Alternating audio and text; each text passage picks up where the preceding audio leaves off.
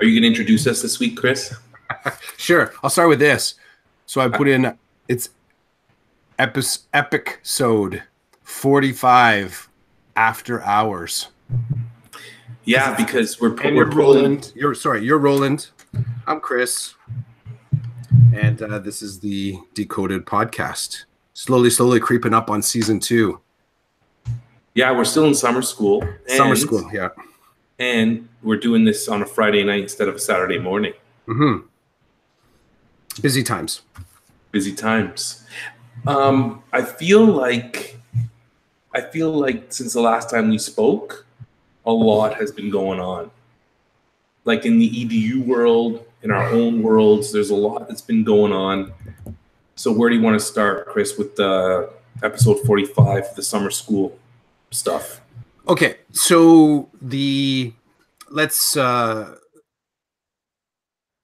me throw down a bunch of stuff and we'll see what parts you want to pick up on. So I love that you're saying a whole lot is happening in the EDU world, because who'd have thunk EDU stuff happening over the summer, right? So we're breaking down that stereotype, like, teachers are off just for the summer. And I wish I could be, okay, so we've mentioned Andrew Campbell before. So Andrew Campbell, he's kind of been the watchman on all these bits and pieces that our provincial government has been kind of moving the playing pieces around on the same game board and not really speaking specifically to what's happening with curriculum for September. And so that I don't think has any more clarity, but I do get the sense, like, as we creep up to just over 3 weeks-ish to the semester start, I heard him talking on the CBC, and it was I thought it was a good conversation. It was the questions were good. I thought that he got his bits out too, but I was fascinated by the whole time I'm thinking about it, that there was an element of this, like, that I wonder if so I'm going to go back to Teachers College, and I can remember someone telling me that maybe you heard something similar, for every hour of classroom programming, the metric is like 3 times that in the planning. Now, I won't say that is necessarily true, but what I will say is that whatever happens in the classroom, the amount of thinking and developing and imagining and creating, it's definitely, that desktop is just messy, and it's a lot wider than for that 1 hour in the classroom. So, with the curriculum not being necessarily clear as to what is going to be done with it, I'm trying to imagine what some of my amazing colleagues are going to be trying to do to breathe new life into some of that curriculum, if it ends up being the exact same documentation that's kind of shifted, let's say, out of use. Because I don't think that any of my peers are going to be wanting to, they're going to be boosting it. They're going to be kind of lifting it up and trying to find the edges where all these other conversations that quite a few jurisdictions are basically saying, we're going to do what's best for kids. And I think the subtitle to that is, we're going to do what's necessary. Second subtitle, we're going to do what we want, but it's best for kids. I'm wondering how that's going to be kind of mosaic together. So I have a real, within that, I have a real sort of soft spot for anybody that's going into an assessment year this year. And for those, people that are listening, teachers are assessed on their practice. And part of the assessment within that is how you're connecting with the expectations and, connecting with kids and connecting with community and designing great lesson plans and maintaining a rich classroom environment. Someone that's going into, their teacher performance appraisal this year, I thought, wow, like, maybe that's where some of the innovators are going to be. Maybe we're going to see some kind of cool stuff. Not that I'm saying we need to go backwards with the curriculum, but I started to kind of think these big thoughts. And also Andrew was on CBC, which was really cool. He kind of got part of the voice out, which was nice to hear. The other thing that I've been thinking about, and it really does come into what you're saying, stuff is going on.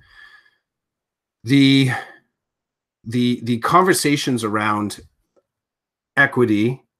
So we have at any given moment, and I'll have to call out Twitter for this. At any given moment, you can find really remarkable conversations about equity, inclusivity, developing classrooms that see everybody. Like there really is, if you have an issue that's on fire right now and you want to start moving through it and developing understanding, you can find all these conversations online. They are there. One of the things that struck me, and this kind of may lead into the Shanna Peoples article that we were talking about offline and earlier in the week, is that I started to get a feeling as I was kind of landing in a lot of these conversations. Have you ever had the feeling that, and this is a very unteacherly maybe mindset, I didn't know how to jump in. Like I didn't know, it was almost like I get the issue, I get the conversation. It was like observing someone that was just, it was like a masterclass in representing the voice of someone that is voiceless. And I thought to myself, I really don't know how to connect with this conversation, but I feel compelled to talk about it. And I don't have a really great example to kind of extend that to make it easy to understand. But I will tell you, on a regular basis, I will sit in staff meetings and listen to conversations and professional development that's presented to me that is based on the assumption that I know what to do. And sometimes that's couched in professional judgment. They put it out to you. You know what to do. We bring this to you. You know what to do. And I have to say that some of the things that I'm moving into, some of the thought spaces that I'm moving in to September, and this partially came out of the Shanna Peoples blog post, but it also came into just the fact that there is so much conversation going on Twitter right now, and I'm sure in other blog spaces, that I'm getting, it's a good little bit of overwhelmedness, because it's kind of checking my ego a little bit, that I'm actually not quite as smart as I have been convinced that I am. I feel like I have to kind of wipe the slate a little bit for some of these things. I'm looking at some of the work right now that that Pam Agua and Debbie Donsky, and even on Voice Ed with the 7 Fallen Feathers. And I've listened to some of those episodes. I'm just like, I am so out of my element with this. Like I get fundamentally what I need to do to bring individuals' voices into the classroom that haven't been a part of it. And then I listen to some of these conversations. I'm like, these folks are like it's remarkable. And I actually do, double Dutch. You ever skip? You ever do this? Okay, you don't skip, but you can imagine double Dutch. You ever watch someone double Dutch? You ever watch them do this? Like that's what it is. I don't know where to jump in. Now, this is like one of those really strange places for me, because I've been an easy observer of a whole lot of really great professional development conversation stuff that happens on Twitter. Like I haven't experienced that in a staff room before or in a staff meeting, especially the distance and length and the number of resources that people can bring back to the table again. But I got to tell you, this summer has been that. This has been me. I see the conversations like, and you're counting, you're getting the pattern, and I don't know where to jump in. And then the conversation starts to kind of fall. I'm like, oh, I missed my opportunity. So those are the kind of the two biggies that I got cracking off. Okay, first of all, for everybody who's not watching, the double Dutch thing, you were doing the, for anybody who knows skipping, the rope is spinning and the person's outside of the rope and they're bobbing in and out, waiting for that moment to jump in. So that's what Chris he was actually doing it. It was funny because he was staring at the camera. Doing it. But, ridiculous. I should just jump in. Well, here's the thing. Here's the thing about Twitter. I don't know about you, but when I'm going to tweet something, I do my best to think about what I'm tweeting and try sometimes not to think about what I'm tweeting, because I want to make sure that everything I put down I'm okay with it. Whether it's good or bad, I got to be okay with it, I guess. So Now, are you referring to the fact that you don't know where to jump in because the topic, like it's a kind of a heavy, sensitive topic, so you're not sure how to angle yourself into it? You feel like you want to be part of the conversation. You have something to say, you just don't know how to enter into that. Is that what you're saying? So it's sort of so in one of the movements, do we even say Twitter movements? EDU Twitter movements? So one of the EDU Twitter movements that I've observed is a real strong and clear push to get into the conversation, put your cards on the table, and stay for the aftermath. And speaking to the hard topics, whether you're addressing the rights of unrepresented individuals, whether you're sort of representing bigger political issues, it's the thing that it seems to just set more people on fire when people drop the bug bombs and then they get out of the room. And we've observed some of our colleagues do that a little bit. We've talked about that, I think, on previous episodes. Some individuals that we sort of, I wondered about whether or not the product or the branding that they have, whether or not they're kind of like locked into a mindset. So they have a harder time addressing some of the harder topics, right? Because you don't want to kind of tip your Amazon apple cart, so to speak. So there's a real push for that authenticity, and the hurt comes when you leave the room before you stay for the hard conversation. So with that in mind, I want to stay in conversations, and I want to be able to present. Here's the okay. So I guess this is what it is. I want to present myself. I want to present my ignorance as palatable.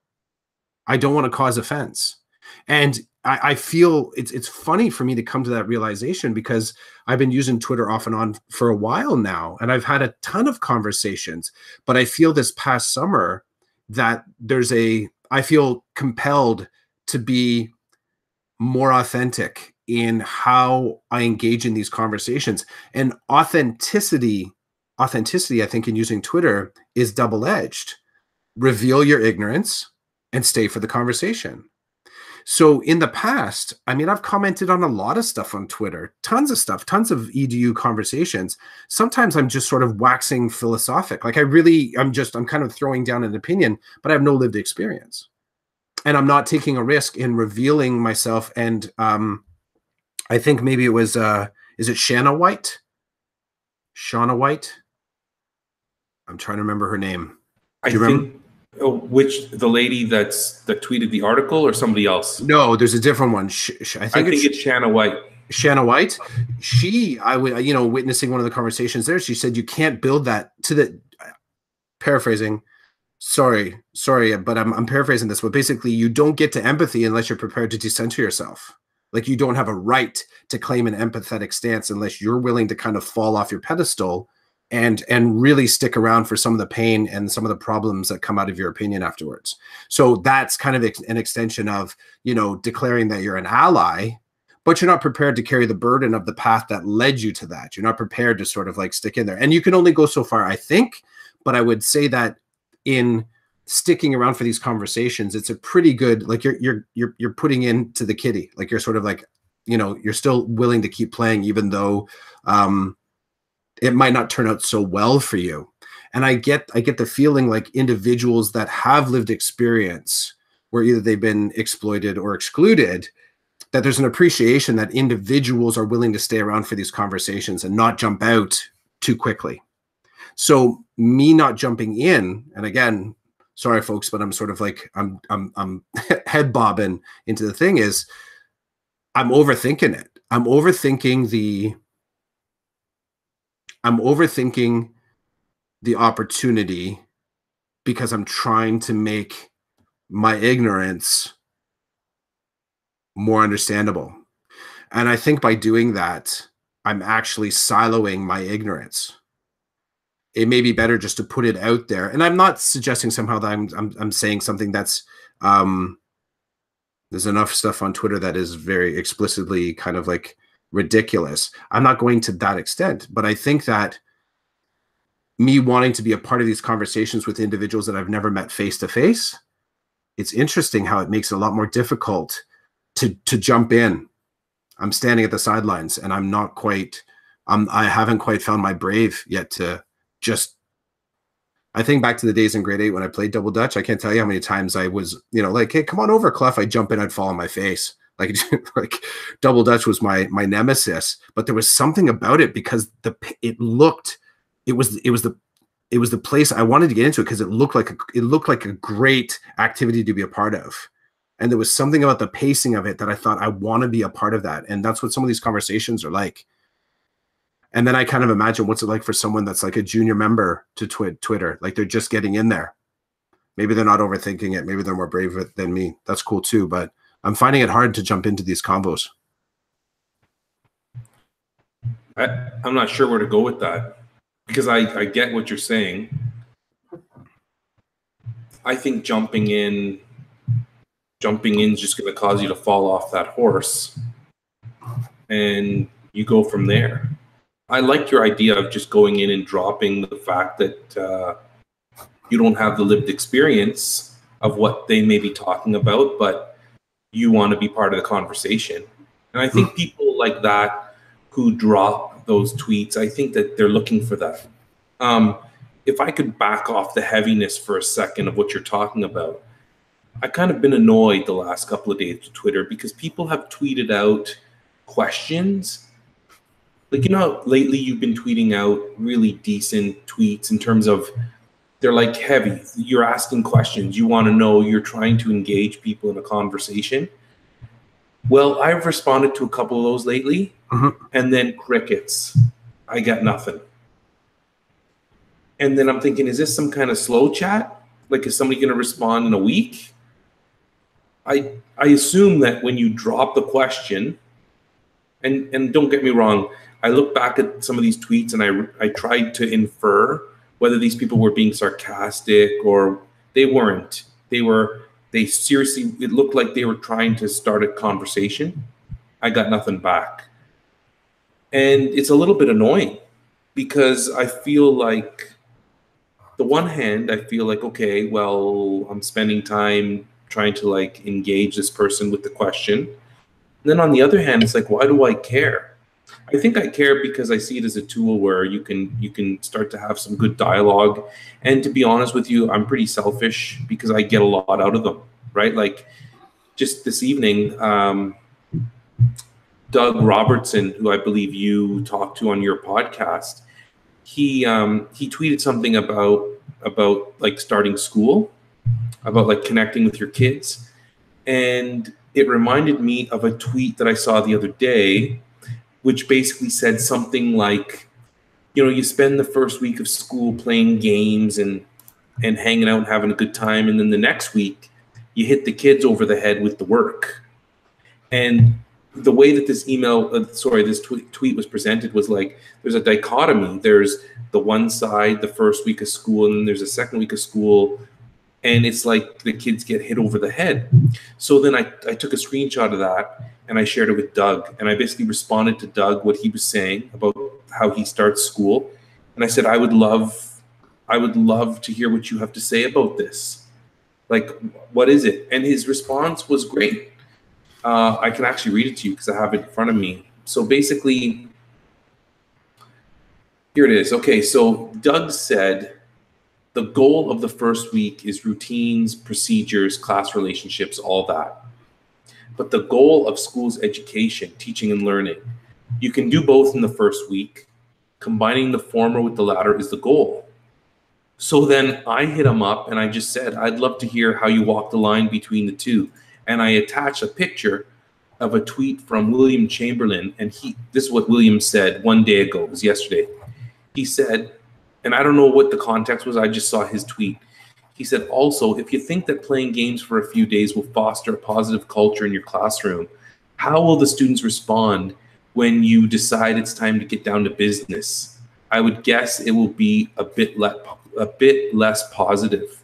And then Pernell Rip responded to him and she said, oh my word, I was just writing a blog post on this and how when we pretend our classrooms are one thing and then totally go back to school as normal. We are fooling the kids. And that, I don't know about you, but it's always been, for me, I hate starting school. I think I've mentioned it on podcasts before. I hate the first month of school because of this BS, this nonsense that my whole life has been. The first 2 days is like good times, icebreakers, which killed me because I'm more of an introvert. I don't want to be doing stuff like that. So it's killing me right from the first day. And then what kills me next is getting hit over the head with all the work. It's been my tradition. That's how I've always been in school. So now as a teacher, I don't take a week, dude. The first day, I like to have a text that I can anchor some learning to. And I'm going to talk about I'm being nervous. I'm going to talk about the kids being nervous. I'm going to make it real, but I can't sit there and play games all week. That's not my style. That's not how I do it. I'm doing my best not to lose my mind because I'm as nervous as they are. But I recognize there's different kids in my room, right? There's some that don't want to be doing that. There's the introvert and the extrovert, and I'm trying to find a nice place in the middle. So I'm looking for different things for us to do, different ways to enter into the learning, different ways to get me going so that when I create an anchor chart, I'm modeling for them. This is an anchor chart. This is what we do with anchor charts. This is why I make them with you, right? And so this is what this is how Doug responded, which I loved. He said, I don't throw a ball unless it's got an academic spin on it. Just about everything I do is tied to something else we're going to do. Secret handshakes, that leads straight to poetry, because if you can memorize a long series of handshakes, you can remember homework, oh, homework. And I said, thanks. I wanted to hear what he had to say about it. And I find lately on Twitter, people are being applauded for dropping common sense. And I've been guilty of liking the tweets too. Just recently, somebody dropped something and I responded to it. Like, it's almost like people are just not seeing the reality that's in front of them anymore. I don't know how else to put it. Everybody's got their own style, okay? And in my opinion, if you're not going into your classroom every year as a classroom teacher and thinking about how you can tweak the way you operate to meet the needs of the kids in front of you, then what are you doing? Because you don't need to reinvent the wheel. But in my opinion, what you need to have is an awareness that every group is different, and an awareness that maybe your way of doing things every year, the same things you do, maybe they don't apply anymore, depending on the group. And I think there's what's the word I'm looking for? Like, there's a grace period, because you don't know your kids. Like, I'm going to a new school. I don't know any of these kids. I'm going to talk to some of the teachers when I meet them over the next 3 weeks. I'm sure people are going to come, and there's always teachers that give you their opinion about your class list, right? Then there's always the teachers that don't say a word, and you got to go talk to them. Like, let's be real here for a second. The culture of a school is interesting. I'm the newbie, right? I'm at the bottom of the pile.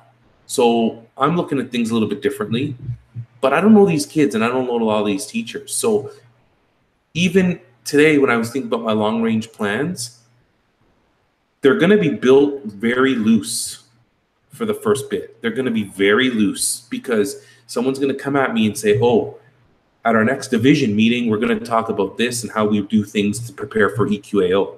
Awesome. I've not nailed it down because I don't know how you people operate here. And I'd like to try to be a team member, a team player. And so I'm going to take the lead from some of you. And if nobody's going to take the lead, then I'm going to do what I need to do to make things happen. So this started with the Twitter conversations. People drop questions, then they don't respond to your answers or your inquiry. And then for me, I feel like people are dropping common sense and people are eating it up like it's never happened before. Like, what happened to critical thinking? Okay, here we go. You got me going. Okay, so lately I've been tweeting about the buck of beer thing. people are now realizing that there's some like the buck of beer thing is not what they thought it was going to be, right? Like now that the details are coming out, people are like, what do you mean not all beer is going to be $1? What do you mean it's voluntary? It's up to the brewers whether they want to drop their prices to the minimum dollar a beer. And I'm over here dying thinking there's all kinds of things in Ontario, all kinds of programs are being cut. And now we have we don't have a buck of beer. We have the rules are going to change so that now the cheapest price you can set for a beer is $1. So I tweeted out a bunch of brewers and said, okay, so which one of you are dropping your prices to $1 a beer? Only 1 or 2 responded and said, we're not. Now I noticed the other day on Twitter, there's some dude keeping a list of the breweries that are going with the $1 a beer thing and the breweries that are not. There's only been 1 brewer so far on this list that says that they're going to do the $1 a beer thing. Nobody else is going there. So now all these people who are gung-ho about their $1 a beer failed to think critically about what was going on, especially in government, where all of us need to be thinking critically about government because of the way, unfortunately, government operates. And then sex ed is going back to like the dark ages. So if I could jump on that bandwagon for a minute, that's been getting me going too. So what I did was I sat down and I rehashed what I did with my grade 4s last year and what the plan is to do with my grade 2s this year. That's the plan. And I tweeted it out like, here it is, people, read it. Look at what I was doing with the Ontario curriculum. And I'm lucky because I'm a Catholic school teacher. So I also have a Ontario Catholic elementary curriculum that I follow. And so I'm good to go because my kids are going to get the benefit of the Catholic document, which is going to give them what they need because it's a modern day document. I'm not going back to the Stone Ages. It's from 2012. So this is where I'm at right now. I'm as aggravated. Well, you sound kind of aggravated, and I've been talking to you about it. I'm a little bit aggravated in terms of like when you need critical thinking, you're not getting it, which makes it even more powerful for me because it's not about the beer, it's about the thinking. How come nobody's thinking? How come everybody's so bothered with the fact that our hydro bills are going through the roof, me included, but I'm not willing to sell kids' education away and other social programs so that I can go and hopefully some brewer is going to make a beer for me to buy for $1. Like, it's ridiculous, in my opinion. Now, I get that we've got lots of opinions and everybody who voted had their say. And the province decided that this is the way that they wanted to go. Okay. But it's their children who are going to pay the price if people like you and I don't speak up, right? And so it's good that Andrew's keeping track. I think it's great. He's interested. He wants to know. He's part of that machine. Good for him. You bring to mind a couple different things. I'm bugged that Twitter is the de facto debate platform. I'm really bugged by that. In the same way I'm bugged by the fact that, Google is now in the dictionary, because I think to myself, it's putting a lot of eggs in one basket. In recommending to parents and students in the past about digital publishing and curating their content in the cloud, even as I'm sort of talking about the current flavor, which our school board uses Google, I would also tell the students, make sure you read the fine print. And I would include that link and say, read the fine print so you know what sort of publishing rights you may be giving away, what sort of access you have to this information, sort of putting everything in the one space. And it's funny, I've asked him before. I had a great conversation with Andrew Campbell about this, actually, where the question that I posed, or the inquiry that I was trying to get rolling on Twitter, was around what would you be willing to pay to use Twitter, to have it stripped of advertisement, for you to be able to own all of your content. There were a few other functions. We kind of talked about, what would the price point be? And we landed on some number. I don't remember what it was, but it was more just it was the philosophical conversation around having some control over the platform. And, I don't think, is it Jack Dorsey? I don't think Jack's responding to many tweets these days about how he can make Twitter a better place. Maybe he is. Maybe he's DMing people. But I think to myself, part of the expectation that these conversations should flourish on Twitter, I think is part of the problem. I think that, there's the dependence to make it a reliable and resilient discussion space is fleeting. There's a lot of really great stuff there. There's individuals that take up a lot of territory and people automatically respond to them. And some of those responses are noteworthy. And then other times it's just because this person takes up a lot of space on Twitter. Like, people are willing to kind of respond to it because they want to follow somebody that there's the cachet of sort of following someone that has a little bit of celebrity. But there's also that idea that just by getting a response back, that it doesn't matter what the content is. That person just responded back, or they liked what you've sort of thrown down. The truth be told is that unless you get one or two back and forths, you really don't have a sense of what the value of that conversation. I really don't think you do. There has to be something more than a single response to it.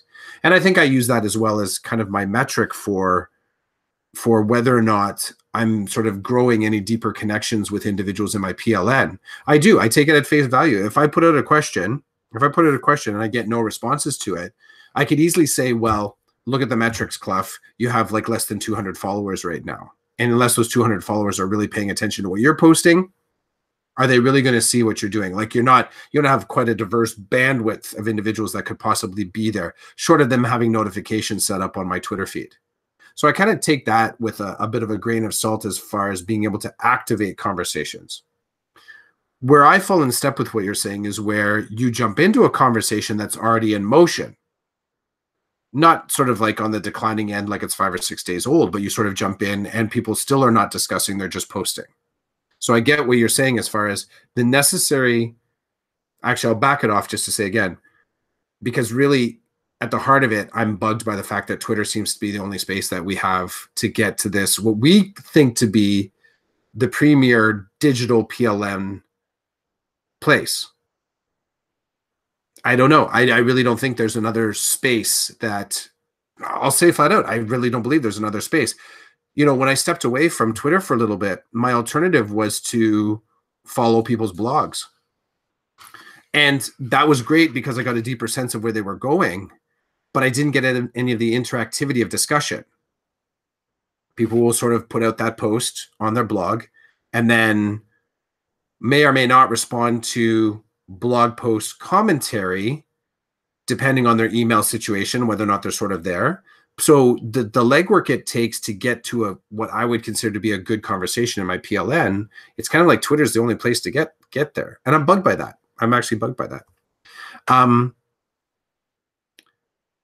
And as far as sort of moving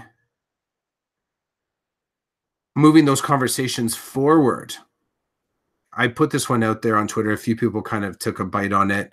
I wondered about, I am fully appreciative of the legwork that Andrew is taking to sort of keep everyone apprised of the movements of the different boards, the movements of our education minister, and kind of like how that all fits into one big fabric.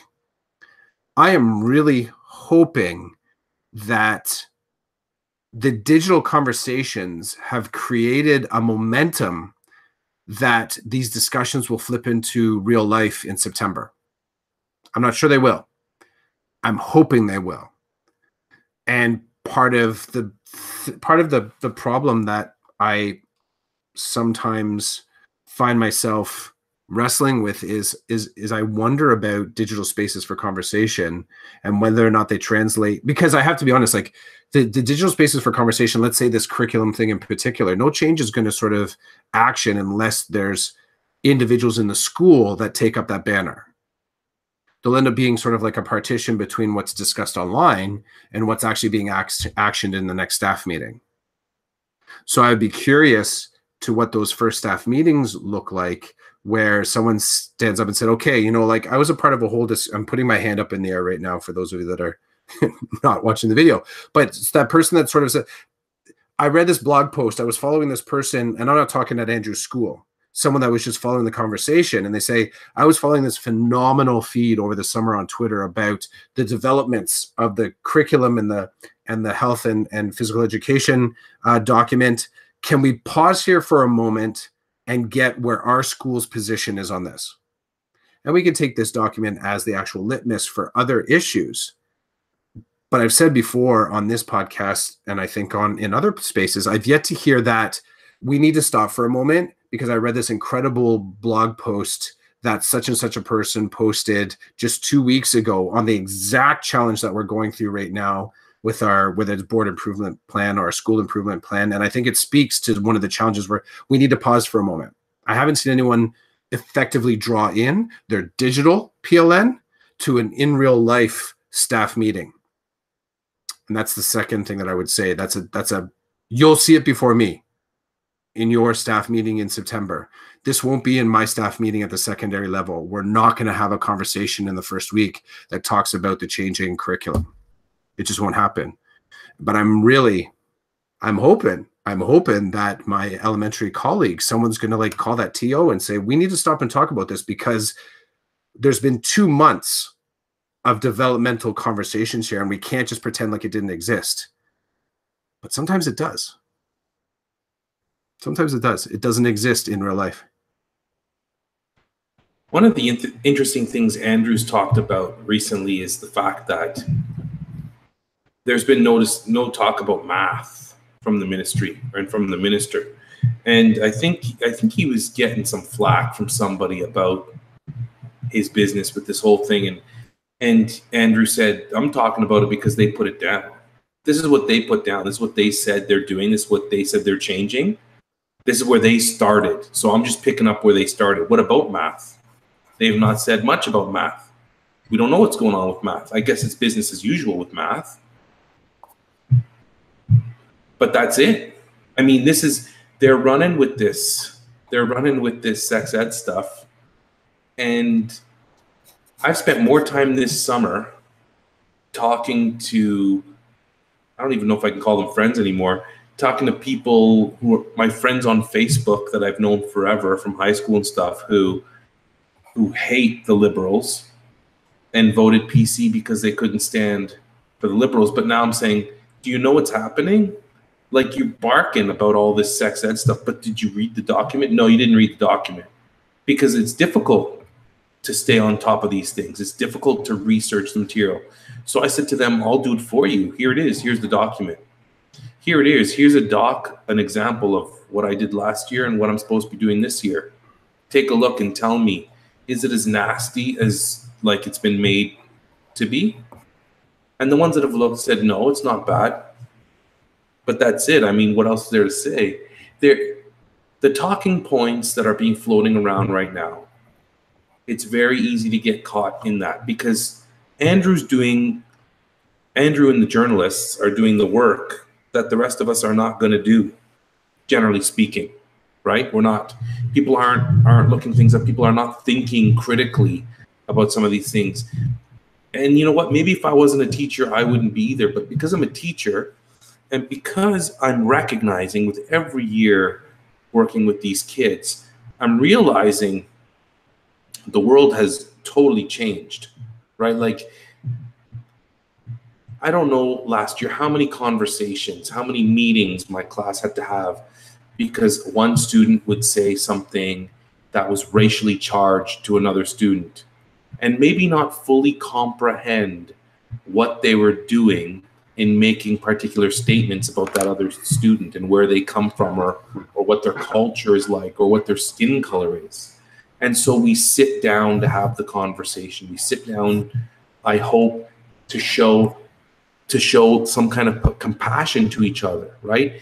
And to, like, because I'm a Catholic school teacher, we use our faith to talk about how we treat others and the decisions we make. So, you know, it's like there's a standard, right? And, like, are we meeting that standard as followers of Christ? And just as everyday human beings, are we following the standard? Dude, I've spent so much time talking about sexuality, race, gender, socioeconomic status. In the past 3 years, I have enough to last me for a lifetime. And maybe it's because I went from primary to junior, and those things just seem to live there in a different way. But when you hear a student say in a meeting, and our meetings have certain norms to them, right? A student talks about how, you know, their uncle is homosexual.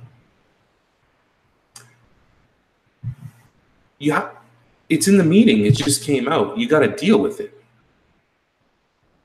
And if I use my faith, I can say to the student, we're all equal here. We're all loved. And so how can we not love someone else because of the way that they are? You know, especially when you are the way you are without choice of being who you are.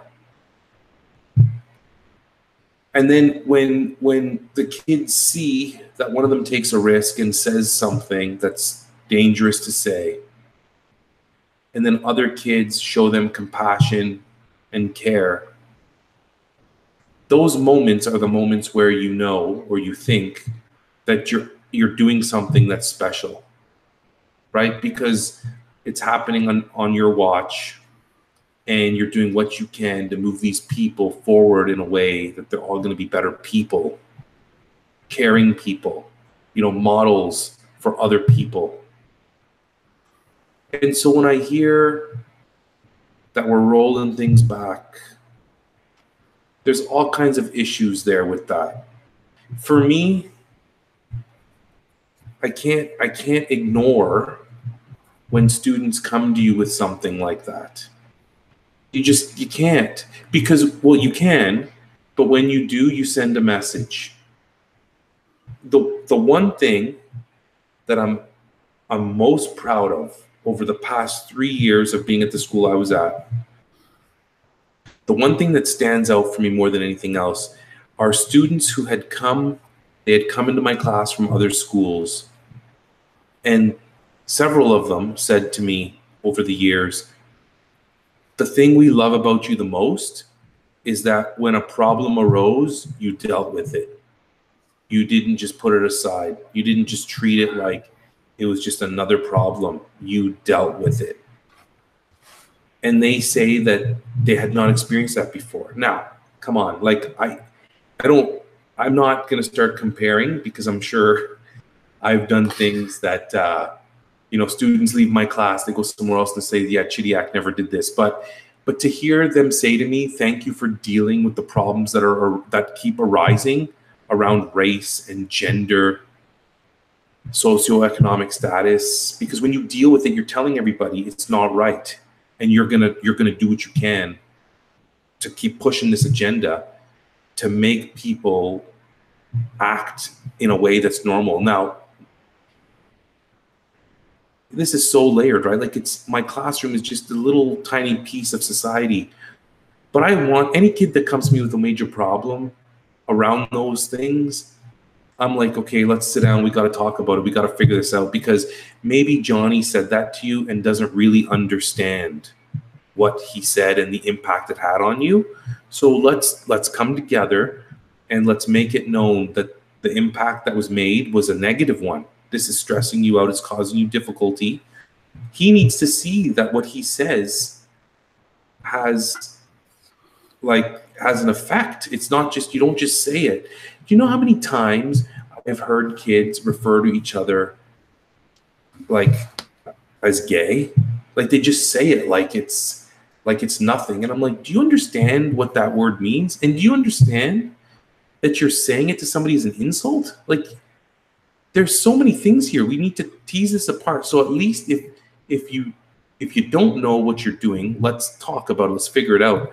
If you do know what you're doing, then you're going to have to straighten this whole thing out, because you can't walk around being mean to people, especially here at school where we're trying to like teach you how to be good people. This isn't the place for that. So if you're going to do stuff like that, it can't happen here. This isn't how we operate. I'm like tired of having dealt with that. I don't know how grade 7 and 8 teachers do it. I don't know how high school people do it. But with me, I've got my group and I just dealt with things as they arose. I think I started part of my ranting here as far as being able to jump in, the double Dutch, jumping into the conversations. I think that a lot of educators have a lot of conversations with their students. What does it look like to stick with that conversation just a little bit longer, though? So it's not the shutdown of some of these topics. It's let's explore this a little bit. Let's sort of pull out some of the deeper bits. So where some of your students might be saying, this is the first time, this topic may have been dealt with in a previous classroom. Maybe you were the first one that took the time to unwind it a little bit. So like the staying a little bit longer in the Twitter conversations to sort of put a little bit of ignorance on the table, so that what you actually transact and take back is some empathy.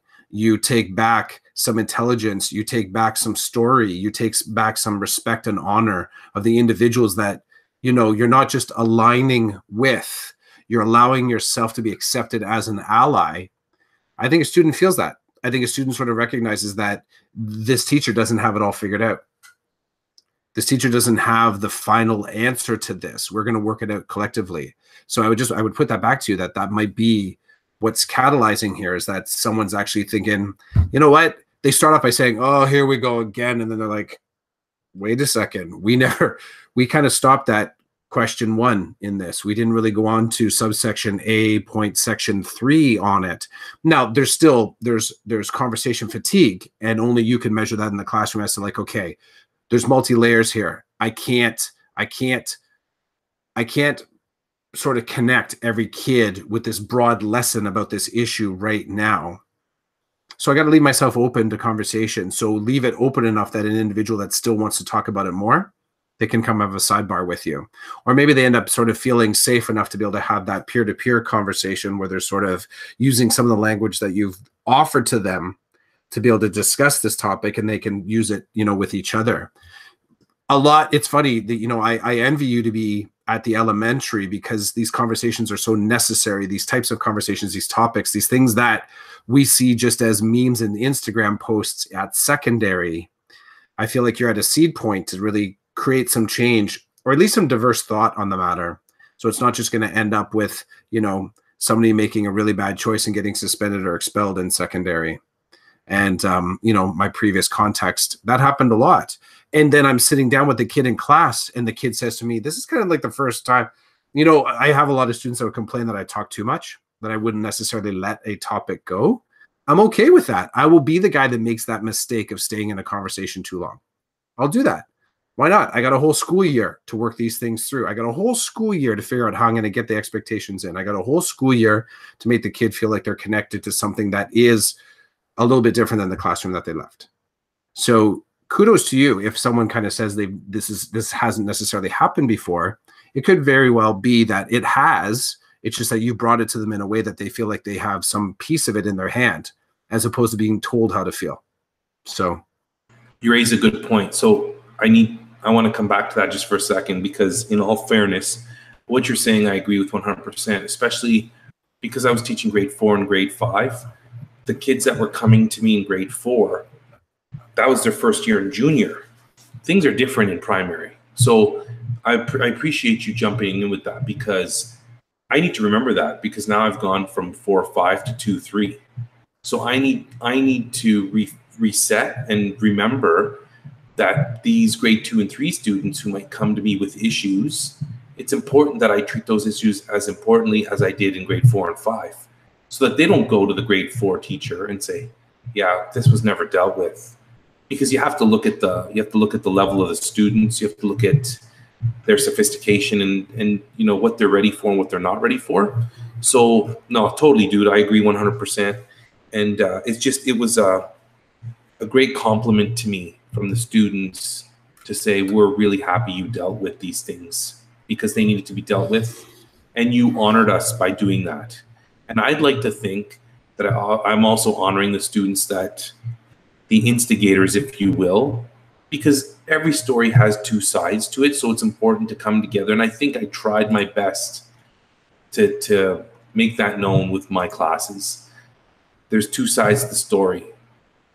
If you're going to be consistent with a certain way that you act, then of course we're going to think certain things when we hear certain things, because there's a consistency. But it's my job to kind of back off on that and give everybody the benefit of the doubt until I investigate and figure out what's going on. The other thing I wanted to say, Twitter, you need to just drop what you need to drop, right? Like, I feel two things I want to say about you and your Twitter presence. The first one is, I applaud you for wanting to jump into conversations that you feel you're not sure about how to jump in. I think you should just do it. But that's easy for me to say. I think you should just, when you do it, I think you just say, I want to be part of this. I'm not sure how this is going to play out. I don't have the lived experience of whatever you people are talking about, but I feel like I want to be part of this. Now, if they decide to like involve you, wicked. If they decide not to involve you, that speaks like that's on them, really, because you put yourself out there. The second thing I wanted to say about that is that when you put yourself out there and when you drop stuff like that, and when you tweet questions that are questions that are like higher order, that you want to engage people, you want them to think, I think that shows your progression as an educator, as a person. When people look at your Twitter feed, and when you go back and you look at your Twitter feed and you reflect on it, you'd be proud of the things you tweeted, right? So, I mean, I get what you're coming from in terms of like, you know, putting these things down, I'm not getting much back. My thing is, when you left Twitter, I knew why you left. And then when you returned, you've come back with a different hunger, a different flavor.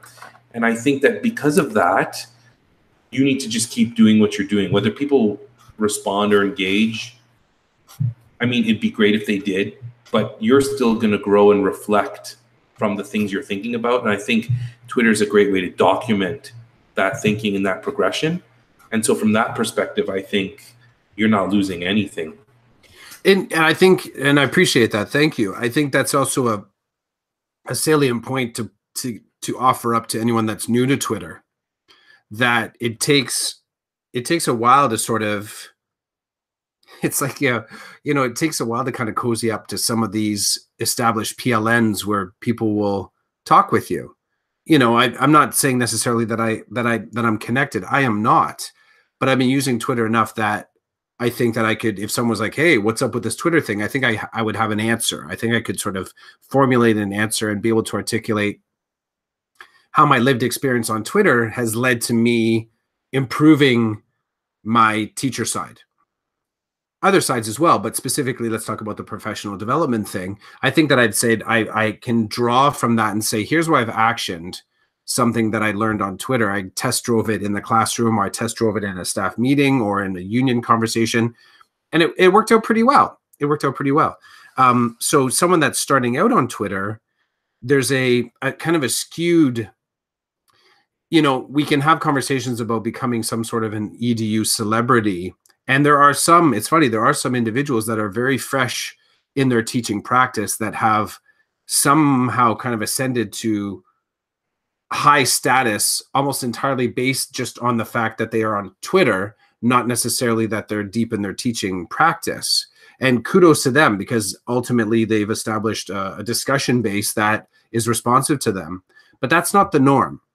It really isn't. And, you know, it takes a whole lot of luck to a degree, but it also takes that you're sort of putting out there pieces consistently that represent the volume of your work, so that I think as you pointed out, like the questions that I'm asking are fundamentally questions that are kind of piquing my interest, but I think it also is representative of some of the deeper questions that kind of set the foundation of my perspective on education.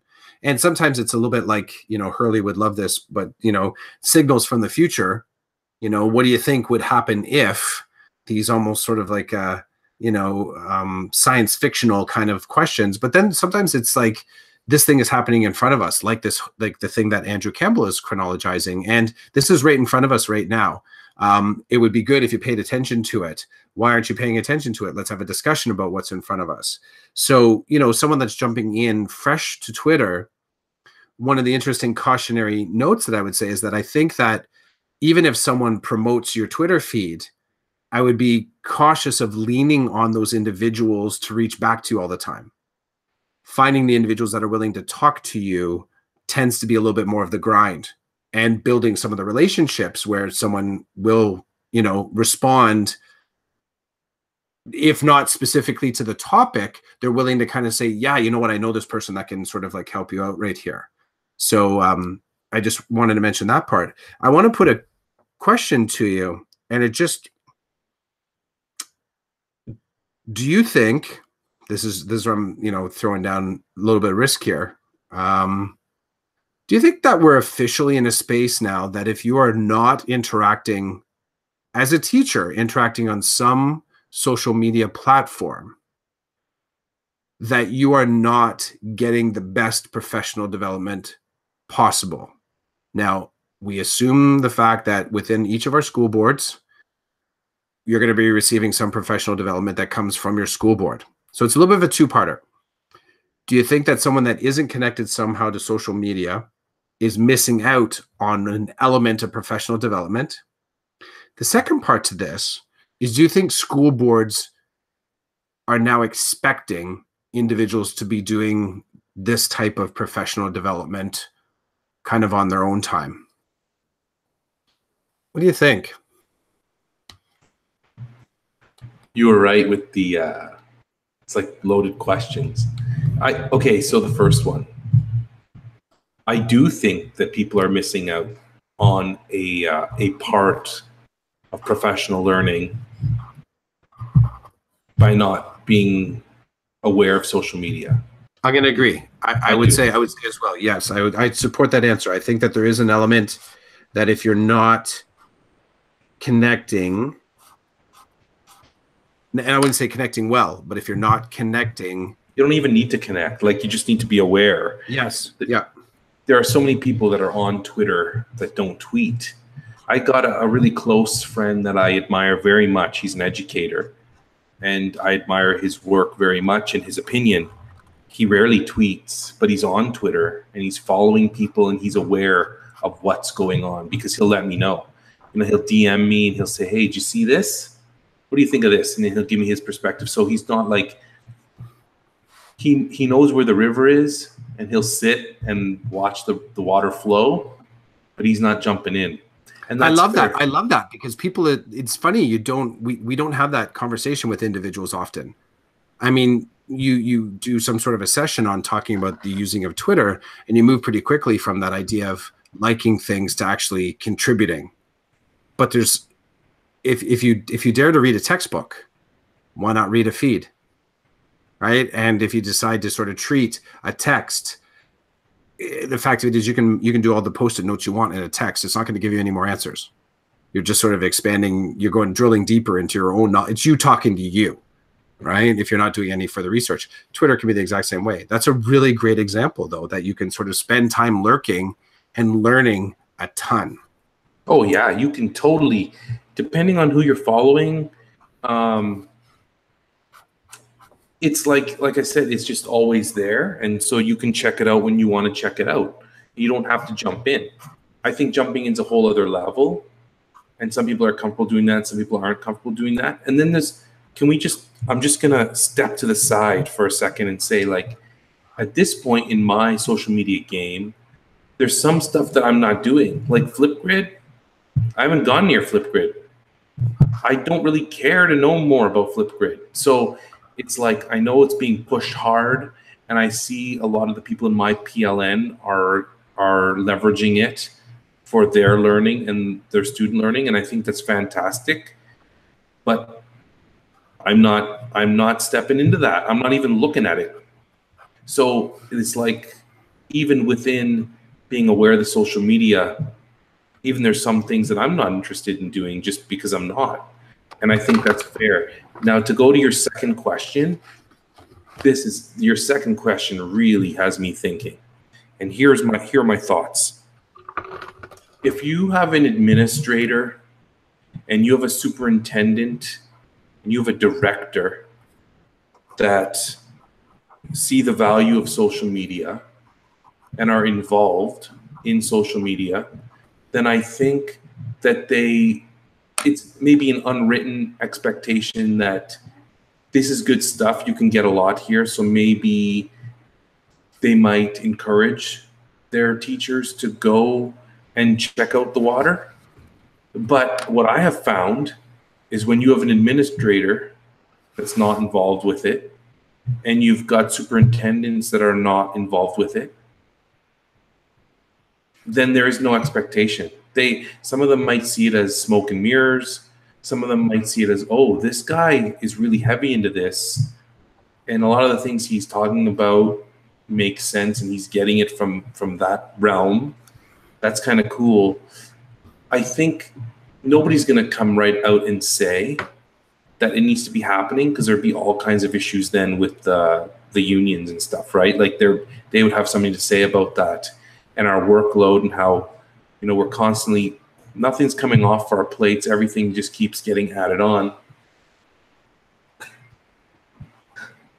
You missed it, Clough. What'd you do?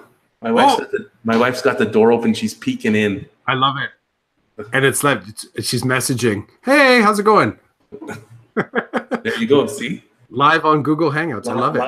Live on YouTube. Funny to that end. And she can't hear what I'm saying. We're live. She can't hear you. She can't hear, but here's the thing. It's funny because Karen has asked. I wear a baseball hat. Yeah. He's all quite wise. He's waving at you. She's asked my spouse is. You got to relate this to her. My spouse has related the exact same thing where she's, and there's the son. So where she has said she's opened the door, and she's heard us still talking, and I said, come in, just come down and say hello. She's like, oh, I don't want to interrupt. I said, it's fine, just come down. I mean, it's really not. We're not. We have no rider on this. There's no sponsorship whatsoever. So, I think that it's funny, even as we talk about this, and I get what you're saying. Like, there's a lot of the upper leadership in my school board that is on Twitter. It's rare that some of them are just informational items, but I think the pieces that they tend to tweet have some connection to their portfolio. Something. Our director tweets, right? And it's not that I would say that I'm not leveraging you're the bad teacher if you're not on social media. But I think that there's an awareness that you have to have, that information is being shared there. If you're choosing not to, I get it. That's fine. Absolutely.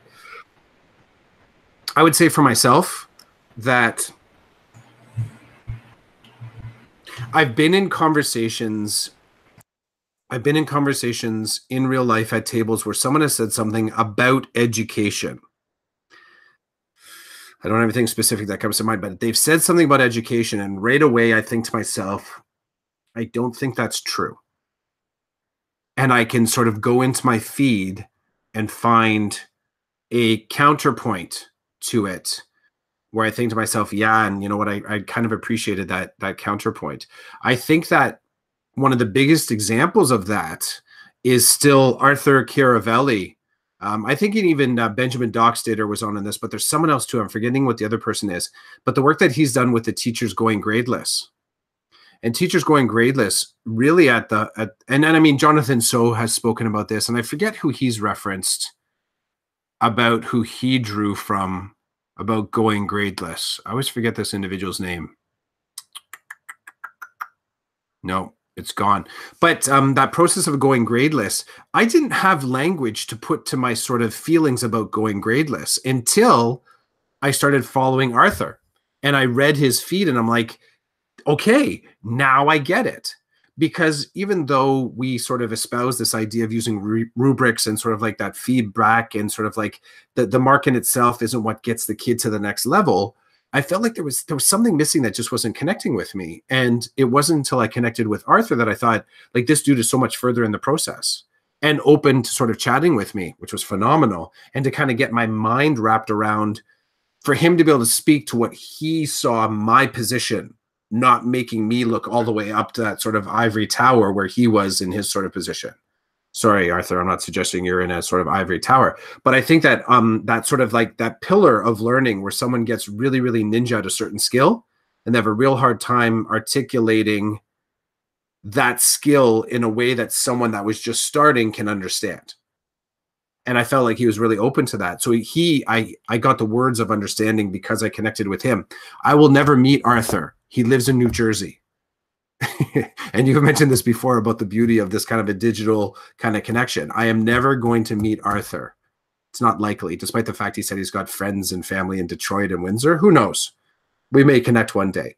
But the fact of it is that I had access to a certain amount of information that allowed me, as I'm sitting there in the staff meeting in real life, someone saying, Leslie, you can't do a pure feedback model. It just wouldn't be supported. I'm like, have you met Arthur Caravelli?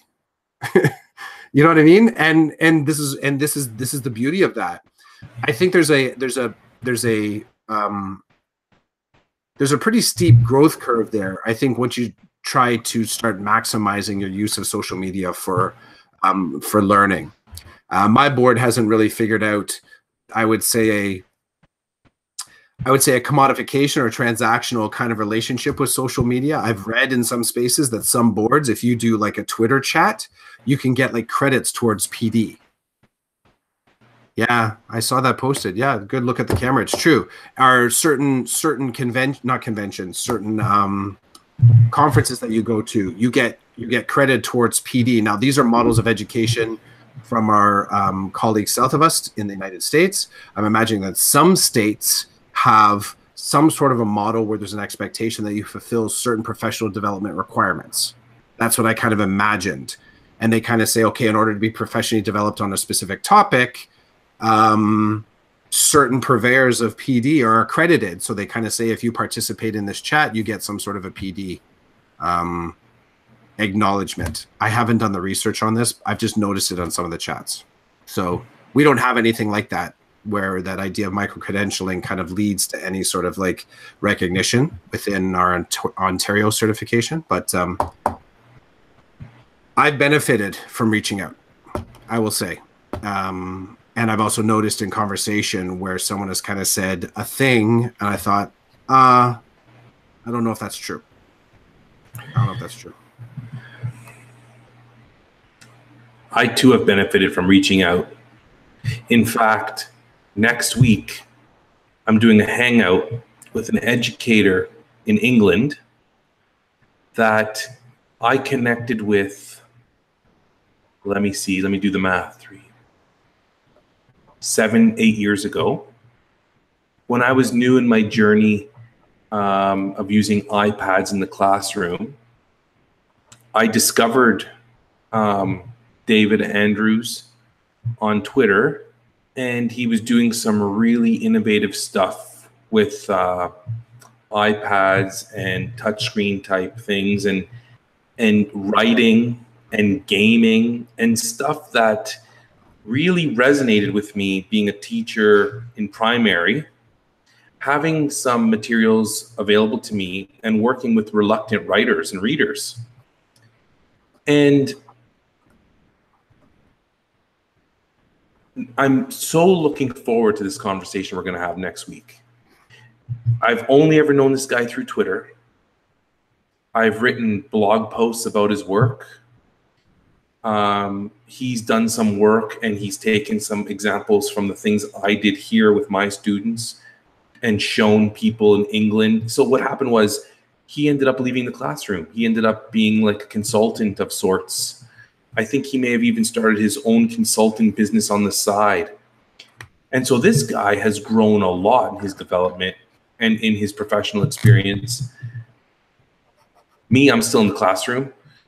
But having watched him grow, recently we connected somehow. I think one of his tweets popped up in my feed, and I said, "Dude, what are you up to? Like, what's going on in England?" And he said, "Look, I want to tell you about all this stuff. Can we do a hangout?" I said, "Yeah, we can." And it's like, to me, that's a rich experience that I wouldn't have had this opportunity if I did not have access to Twitter, for example. And my students benefited from it, and my learning benefited from it. Now, could that have happened in real life? Sure, it could have happened in real life, but it's much harder for me to get into a colleague's classroom than it is. You know what? If my colleague down the hall was on Twitter and was tweeting out about the math that they were doing, or about something she read, or about an idea she got off somebody else, that's where I'm going to see it. I'm not going to see it in her classroom. I know it sounds really weird to anybody who's listening, but it's not weird, because when I get to work, I go to my room and I prep for the day. At recess, I might have duty, or, I might need to use the bathroom. Lunchtime, I'm going to eat. And the trend over the past few years is that I've been staying in my classroom and I've been working on stuff so I don't have to do it at home. Then you got your last recess. Again, you need maybe to eat, use the bathroom. You might have a duty. You might need to make a call. Planning time, sure, you could get into that person's classroom, but you really should establish a relationship first before you just walk in and say, I want to see what's going on. And that usually doesn't happen. And then at the end of the day, I make sure things are ready for the next day and I'm gone, because I got to get home to my kids and to the life that I live outside of school. But the beauty of this thing is that I can get on Twitter and I can see what teachers are posting, because I do Twitter on my time, right? When I'm cooking dinner, it's there, I can look. If the kids are working on something and I'm sitting there and they're not paying attention to me, I can check it out. Sometimes I purposely take it out and I check it out on purpose, even though it maybe not be the most appropriate time. So anyway, it's funny how the world works that way. Down the hall, I'm not going to know what you're doing, but if you post it on Twitter, I'm going to know, because I'm following people at my school. I want to know what they're doing, but I can't get into every classroom that way. But if you do it digitally, then I have access to it whenever I want. 11 p.m., 6 a.m., whatever. Weekend, at the rink when the kids are on the ice and I'm not, right? That's my life. I don't think people who are not on here, I don't think they get that. I don't think they understand that. They think it's weird. Okay, quick story, and then I don't know about you, Chris, but I'm out of gas. I need a snack. That's what. Okay, in the winter, my son had a tournament in Newmarket where you live. And you were gracious enough and kind enough to meet me at the rink so we could hang out for 30 minutes to chat and just say hello. Thank you very much for doing that. That was a lot of fun. When you left, the head coach, okay, so you were leaving and it was time for the kids to start getting dressed. It was game time. I had to get my head back into the game as like the trainer of the team or whatever. And as you were walking out of the rink, I was walking towards the desk. I had to sign in. And the coach of the team said, "Who's that?" I said, "My buddy Chris." He goes, "You work with him?" I said, "No." And he looked at me like he's just a stranger.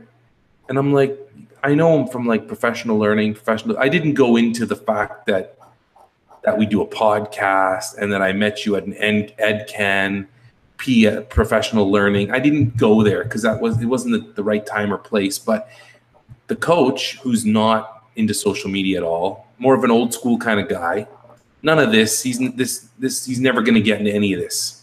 Okay, it's just not his world. He's not joining. He was baffled. He wanted to know how I know you.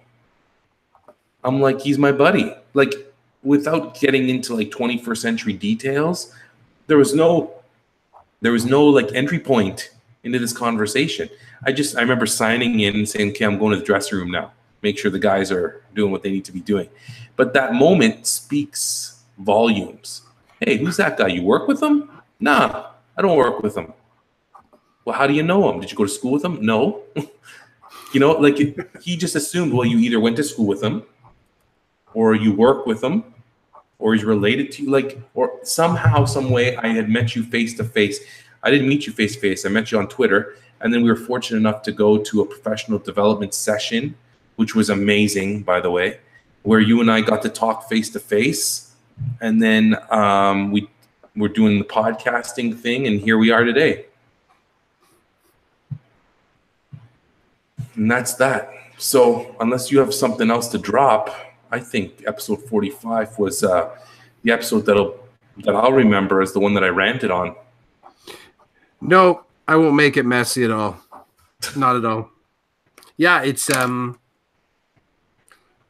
only thing that I'm just like, that's kind of making me kind of sizzle and pop right now is really looking forward to bringing some of the digital conversation where we kind of started, where there's a whole lot going on EDU Twitter right now over the summer.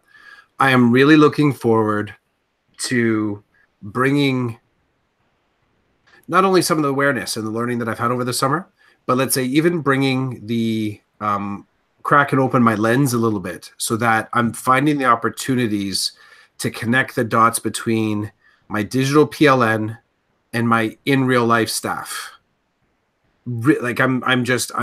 I think that's a little bit of my inquiry this year is in what's the best way to connect those spaces to create opportunities, for kids. So, and again, staying in the conversations, because I've been an evangelist, so to speak, of using, social media as part of my PLN, but I don't think I've done a clear job of harmonizing those two spaces. I speak about being on PLN like I'm the discoverer, but it's my stuff, and I kind of speak to it in broad strokes. But I think very specifically saying to people, here's an article, here's a thread that I spoke, here's a person, reach out, talk to them, they're going to connect with you, and you're going to sort of move yourself forward. That's a little bit of what I'm kind of really jazzed about moving into September 2018. Right on. I'm looking forward to talking to you more about that on future podcasts. So have a good night. Have a great weekend. You too, man. And hopefully we'll be doing this again soon. All right. See you, pal. Yeah.